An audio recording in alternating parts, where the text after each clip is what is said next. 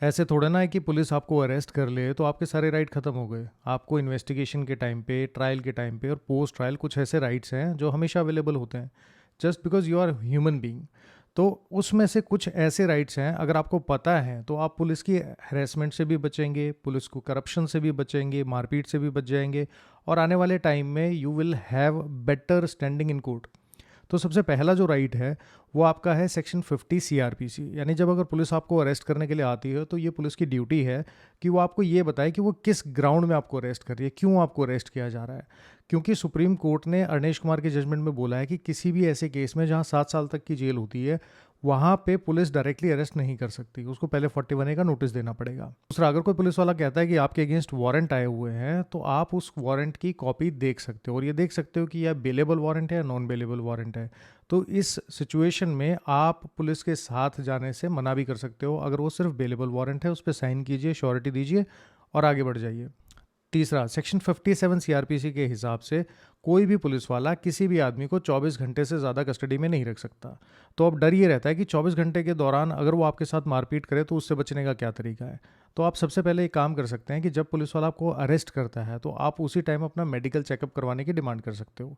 इससे होगा क्या कि जैसे ही आपको अरेस्ट किया और आपका मेडिकल चेकअप हो गया, उसके बाद 24 घंटे तक की कस्टडी में पुलिस वाला अगर आपके साथ कोई मारपीट करता है, कोई ज्यादती करता है, कोई हैरेसमेंट करता है, तो उसकी चोट के निशान आपकी बॉडी पे आ जाएंगे। तो आप बाद में उसके बेस पर पुलिस वाले के अगेंस्ट कंप्लेंट फाइल कर सकते हो। फोर्थ, जब आपको अरेस्ट किया जाता है तो ये पुलिस वाले की ड्यूटी है कि वो आपके किसी फैमिली मेम्बर या किसी फ्रेंड को ये इन्फॉर्म करे कि आपको किस केस में किसने कहाँ अरेस्ट किया था और आपको कौन से पुलिस स्टेशन लेके जा रहे हैं। अगर पुलिस वाला ये नहीं करता है तो ये उसकी ड्यूटी में डिलिक्वेंसी है, जिसके अगेंस्ट बाद में कंप्लेंट हो सकती है। फिफ्थ, अगर आपको अरेस्ट किया जाता है तो अरेस्ट मेमो फिल करने के लिए आप ऑन द स्पॉट पुलिस वाले को बोल सकते हो कि यहीं अरेस्ट मेमो फिल किया जाए।